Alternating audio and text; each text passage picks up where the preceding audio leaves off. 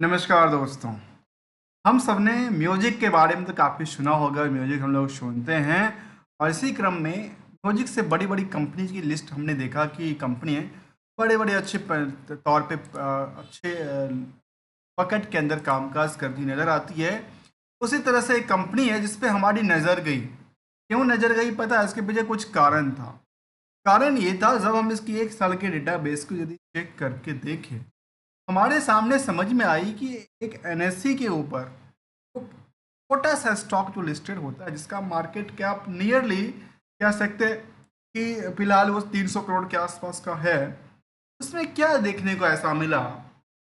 यहाँ पे देखिए कुछ ये मिलती है तो पिछले, यदि हम अभी नवंबर से लेकर के अभी तक का डेटा को थोड़ा एक बेस लेके चलें, तो करीब 42-45 रुपए के आसपास का ट्रेडिंग्स हुई है स्टॉक।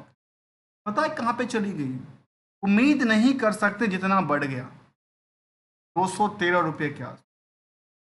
सोचिए और सोच के देखिए पैसे की वैल्यू कहाँ पे बढ़ती है। यहाँ मार्केट ने सस्टेन किया था और यहाँ पे कंपनी में बल्क ट्रेड देखने को मिला था।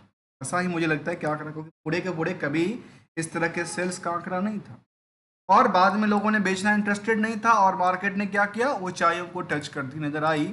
तो सोचने वाली बात थी कि 4 रुपये से लेकर के 500% के आसपास की जंप करना मामूली बात नहीं है।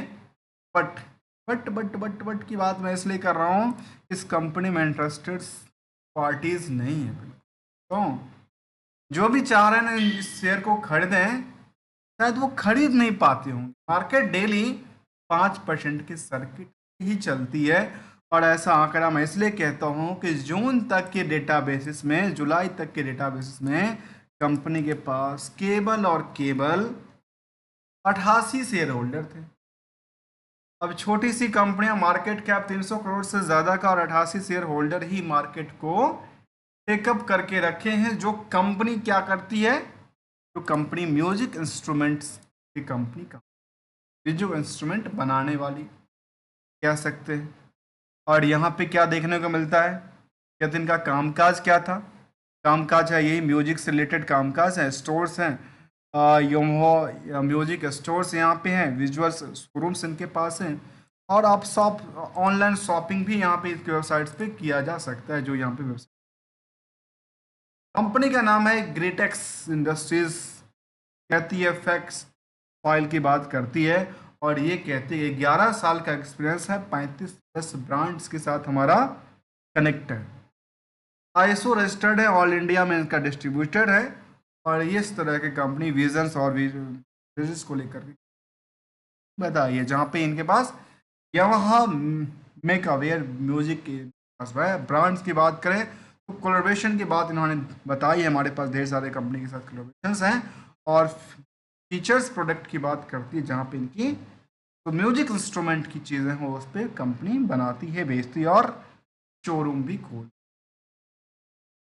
चलिए जानने के प्रयास करते हैं मार्केट को लेकर के क्या कहना चाहता था। जहाँ पे हमने देखा कि मार्केट अलग ऊंचाइयों पे चलती नजर आती है, तो क्या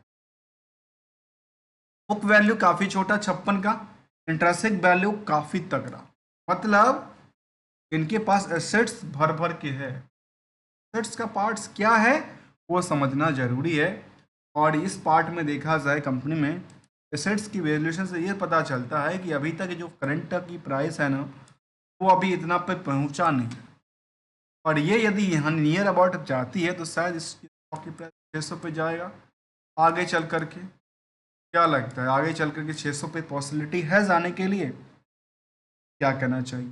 जहाँ पे इंडस्ट्रियल के बाकी कंपनियों से यदि कंपेयर करके देखें तो वहाँ पे उससे करीब करीब 10% की अभी क्या है, अंडर वेटेज वैल्यू है। अर्थात इसके अकॉर्डिंग 10% बढ़ती है तो कहाँ जाएगी, करीब कह सकते हैं 250 रुपये जाएगी राउंड ऑफ की बात करें तो। और ये आंकड़ा कहती है 600 के आसपास जाएगा।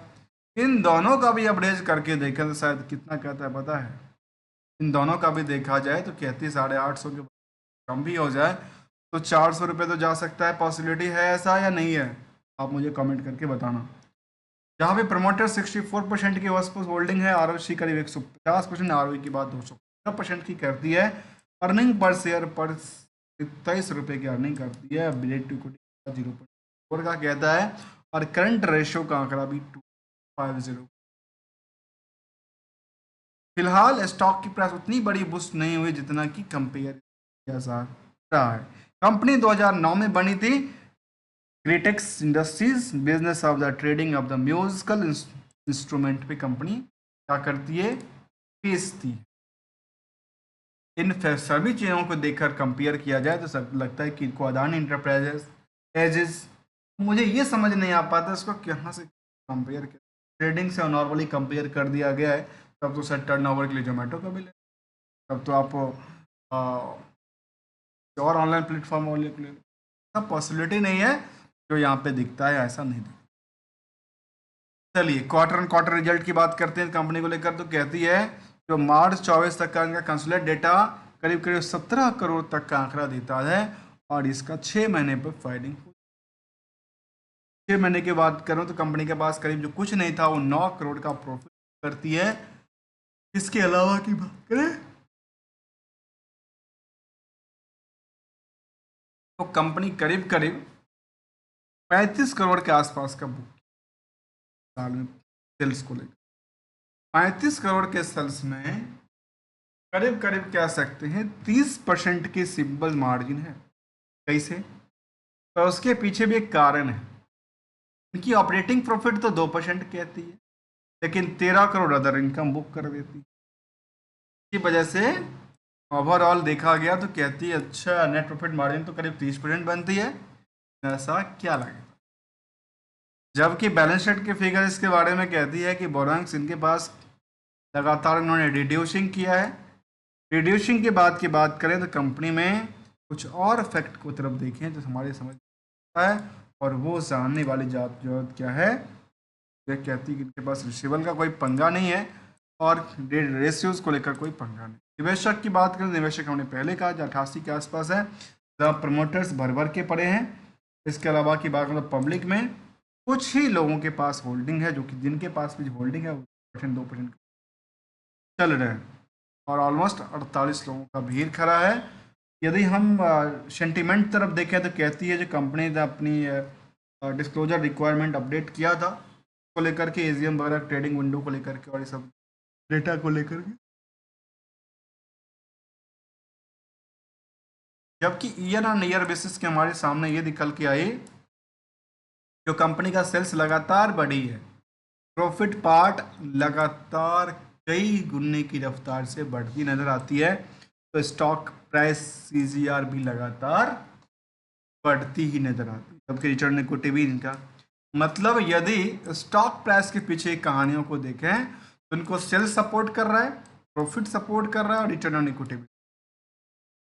इन जब तीनों सपोर्ट करेगा तो इनकी रफ्तार तो 3 गुना हो ही जाएगा ना, इसीलिए यहाँ पे खरीदने का मौका नहीं मिलता, लेकिन लगातार चलती है। अब कौन खरीद रहा है कौन बेच रहा है ये बड़ा सवाल है।